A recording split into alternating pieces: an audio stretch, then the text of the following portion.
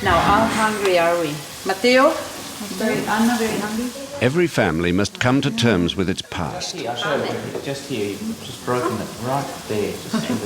Guido and Luca Belgiorno-Nettis are the proud inheritors of a great family business. Fantastic. Yeah, fantastic. Tonight, they're here with their wives to discuss their future. Cheers. Cheers. Cheers, Luke. They do this because this influential family has been through the torment of a family feud. And those wounds are only now beginning to heal.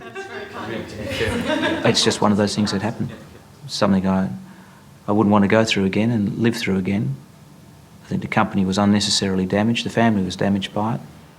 Yeah, a lot of people think, well, what sort of family was this?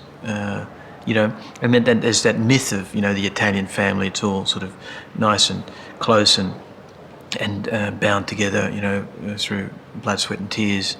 And clearly here's the evidence it's not.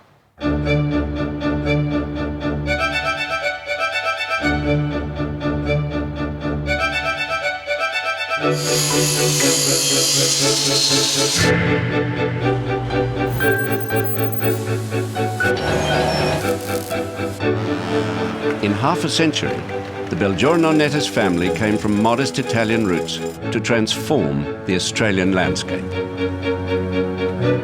They built a massive industrial empire and became powerful patrons of contemporary art.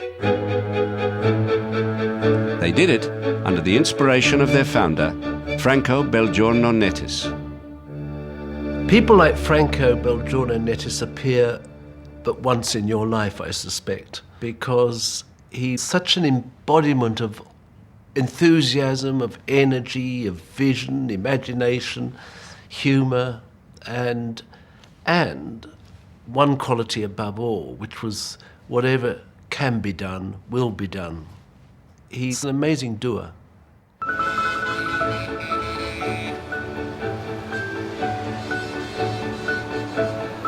Franco has been called a modern-day Medici, inspired by the great Italian dynasty whose wealth and vision drove the Renaissance at a time when power collided with art and talent.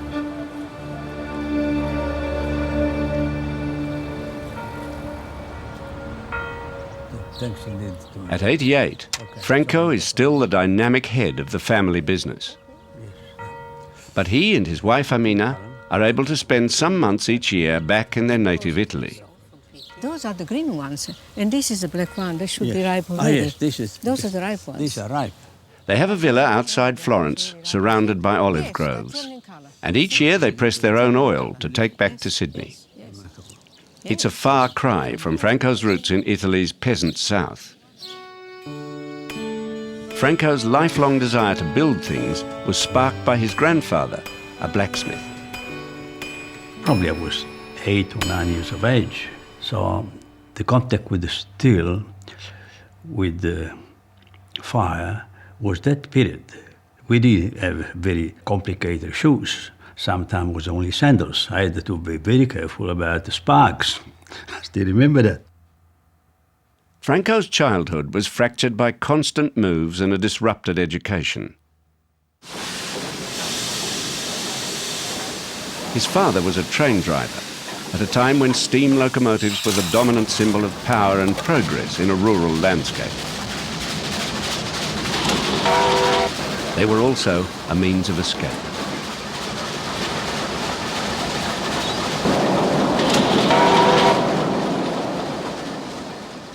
He had a very, very stern father. It wasn't an easy childhood, and he had to struggle and fight against his father. And so that, I think, was a big part of his background. He left home at 18, basically to get away from his father. Franco became a station master. He was free of his father, but railways weren't his future. In Mussolini's Italy, a military career offered opportunity, engineering training, and the chance to cut a dashing figure. Franco became an officer. He also went to war against the Allies in North Africa. But his war ended with the fall of Tobruk and a bullet that is still lodged in his body today. The war was an element that changed my life. I was taken prisoner in North Africa, spending 4 years in concentration camp, as I did in India, is also an important period of formation for your character and for your vision, if you have one. Compared with his home life and the army, in the camp he was free. Free to learn English, to paint landscapes, design machines, and mend watches. He even made a still that produced grappa. The camp benefited, and so did he. At the end of the 4 years, I had my pocket full of good money. With the war behind him, the young engineer left the army and looked to the future. He caught the eye of a cultured young woman from a respected northern Italian family. I met Franco actually quite unexpectedly because I used to go with some friends and my sister to some, call it functions, in the afternoon we call tè danzanti, dancing tea. And then Franco came. He was not a good dancer, but what fascinated me were his eyes. Those beautiful eyes, full of expression, so deep, so, I do not know, there was something fascinating about him. And I thought, oh, interesting this man is. My 3 sisters, all beautiful girls. One was very, very beautiful, it was the oldest. But I had to choose the one of my size, remember? And Amina is practically of my size. The other 2 girls, the 2 sisters were taller. Also because I thought that she was the more intelligent than the others.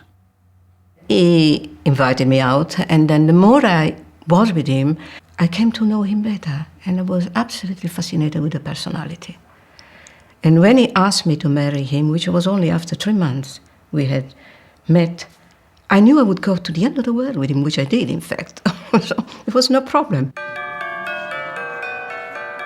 The young bride had little idea what lay ahead. She would follow her husband to Sydney. Franco had been sent there by his company, which specialized in building power lines. The golden age of 50s prosperity was just beginning. Franco had landed on his feet.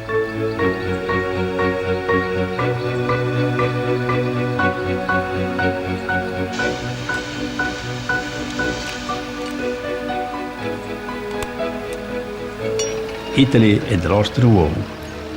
There was no future anymore for me, and I had to choose a different country. I was convinced that I had still a good part of my life to live and create something.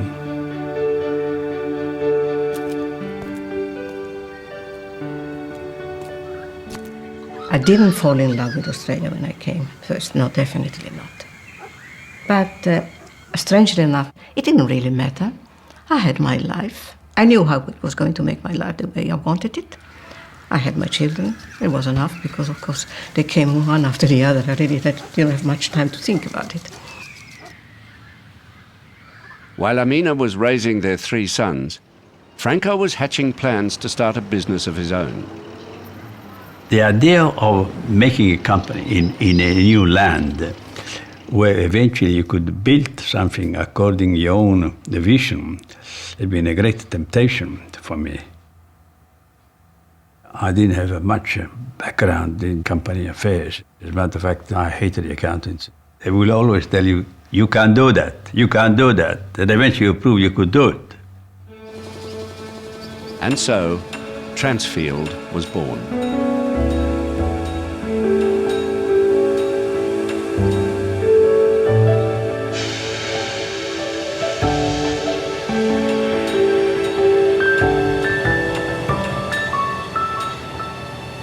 If you put one brick up to the other, you'd be surprised you built a monument. And to do that, you needed a tremendous creativity, not only on the actual work itself, but on creating the surrounding of people around you, the choice of people. I was very fortunate from that point of view. Franco chose Carlo Solteri as his business partner. He would provide the sound support for Franco's vision. They shared an office for 40 years.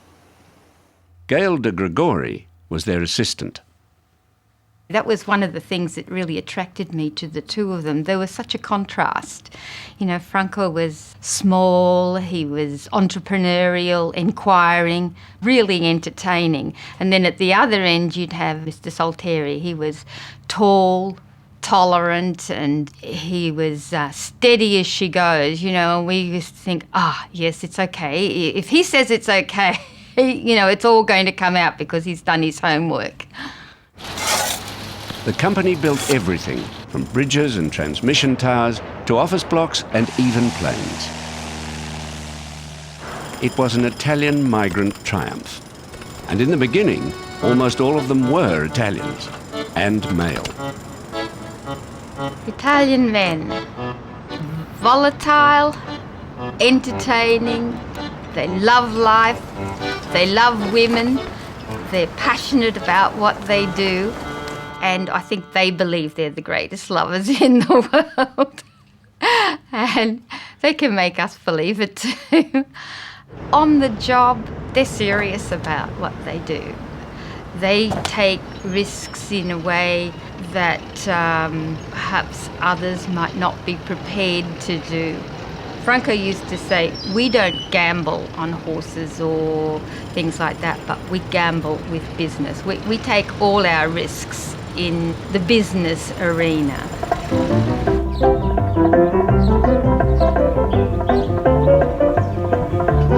Today, the poor Italian of 1950 is an Australian Caesar, co-partner in a $20 million industrial empire. Success for the little Italian also means a house called Porto Venere, which stands like a nobleman's villa on a Sydney Riviera.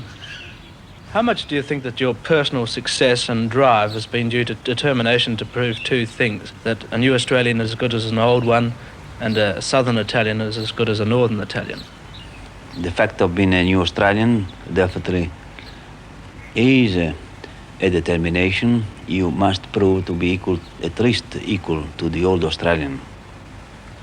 You are a guest in this country and you want to make the most you can in the short time that normally you have available.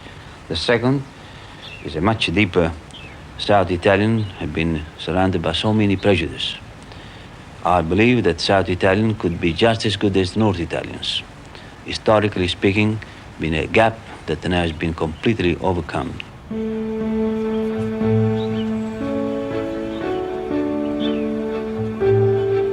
Franco could now relax, but he didn't.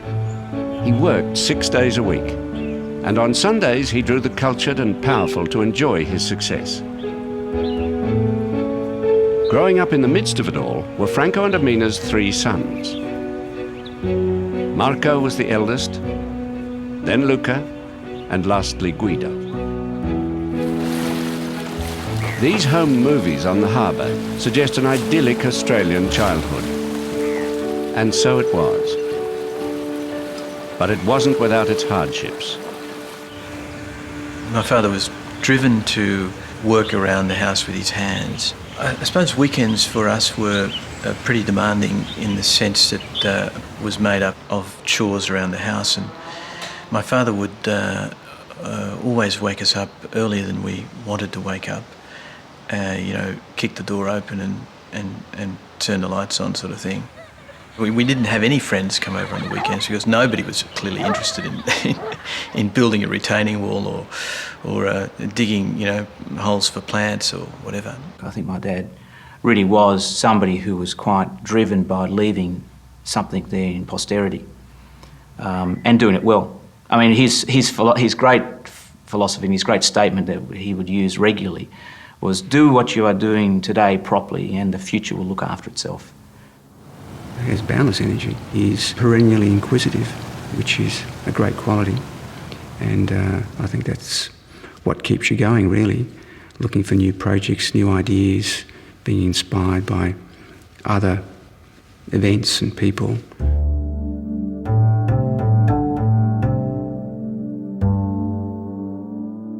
Beyond his work, Franco's other consuming interest was contemporary art.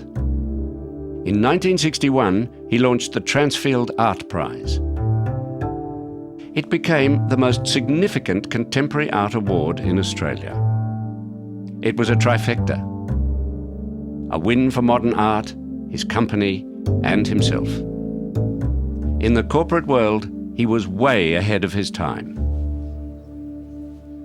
The Transfield Prize lasted only 11 years, but had a tremendous impact in Australia. It metamorphosed into the Biennale, which is still arguably one of the great contemporary art events in the Southern Hemisphere. I remember attending some of the lunches that we would have at our Transfield offices, where there would be client on one side of the table, an artist on another side of the table, a curator on the other side. You might have the director of a gallery there, and you'd have this unbelievable mix of people, and what would come out of that melting pot was a unique experience, and every one of them would be unique. As the lunches became legendary, so did discussions about where the company was headed. And by now, the sons were part of the process. It was part of the way the business was conducted. There was always, not necessarily heated arguments, but quite emotional discussions about what was the best thing for the company. I think it just was a way of doing business with Italians in presence, So. The two founding partners of Transfield, Franco and Carlo, progressively passed the company management to their eldest sons. But problems were looming. I think with Franco and Carlo Solteri, they were partners who chose each other, and it worked well, but the sons would have found themselves in an arranged marriage. They didn't get to choose their partners. Finally, the families decided to end the 40-year partnership and divide the company in two. Marco became sole managing director of Transfield, but Franco retained a controlling interest. He was 82, 83, and I, at least in my case, was 45, 46, 47. And it seemed to me that on some issues, there should be some clear passing of the baton. Not on every issue, but I felt that on some of the major issues, such as, let's say, a major project over $250 million worth of value, that's a big decision. Let's all agree on this one. Marco also had to deal with his two younger brothers, who each held an equal stake in the company. There was basically a philosophical difference between my eldest brother and ourselves and the way we work together. I think you need to treat the business on two different levels. Firstly, as a shareholder, you need to understand your role as a shareholder and act as a partner. Then you have another role, whatever role you're capable of, and you've got to perform that role within the company. And I think in our case, I don't think that Marco was capable of working with us in a partnership, which is what this generation needed to do. We tried to settle the dispute on a number of occasions. But ultimately, it boiled down to the fact that my brothers basically wanted me completely out of the company. The company was now losing money on key projects. Frozen out and no longer listened to, Marco took a fateful step. He would see his father and brothers in court. It is my opinion as a mother, I may be wrong, you really do not know your sons in particular, and only had sons. You really do not know them well until they start their own business life and until they married. And then you discover from their behavior in their own family who they really are. I feel it was sort of unnecessary. I feel it was unnecessary, and I also feel we had a reasonable reputation as a family, getting on, working together, all that sort of thing. and doing good for the business and its associated, business partners and the like. And then this happens, and so I think perhaps it's that loss of reputation which I feel personally aggrieved about. Marco split from the family company and reached a private settlement. It was hugely distressing for Franco, and it wasn't only the private affair, but it was also the company affair as well. After all, Franco and his partner had built a great corporate empire, and it had to be largely or to some extent dismantled. For Christmas. It was for Christmas, what, 3-4 years ago? Marco and his family no longer see his parents and brothers. He runs his own business. And to this day, Marco and his father don't speak. It's greatly disappointing, of course. My father in particular hasn't gotten over it. I thought it was a cartoon. We've tended to go our own ways. It's, I suppose, the nature of things.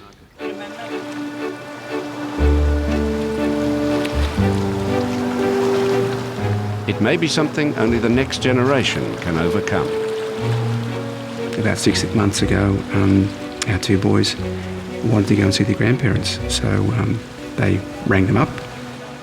Unexpected, I had a telephone call from the two of them one morning, and I was so moved, so touched. I said, no, we can come. Can we come and see you? Of course, darling, at any time. They came to see us, and they missed us, which is good. not really good because they missed us, but good from my point of view. It means they had some feelings for us, which was still there. Across the water, Luca and Guido reassert their father's dream with the success of a $650 million development in Sydney's Walsh Bay.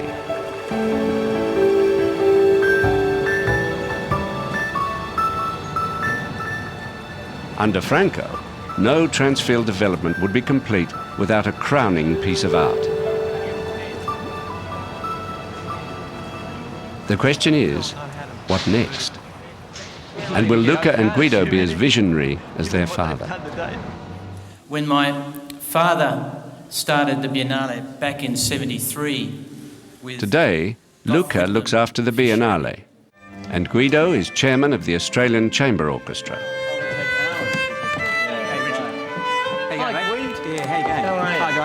Guido is now Transfield's managing director, and he and Luca have instituted regular family council meetings. The family council's been extraordinarily helpful in helping Luca and I create the future that we want to create, but also to make sure that we have supporting us, strongly supporting us, our partners, so we end up working towards a common goal and we don't have any jealousies or any other issues develop, which can so easily happen in family businesses. When do you get pension? Anywhere from 55 onwards. 55 is very young.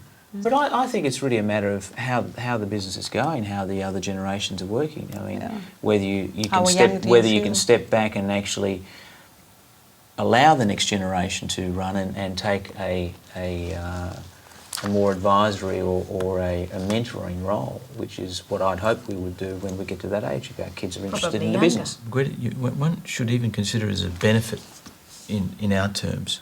To know that when we get to 75, we're moving it on. Yep. Yes. Now, if we don't want to give it to all our offspring, we sell it amongst ourselves or sell it off to a third party. And then transfer the balance. Yeah, okay.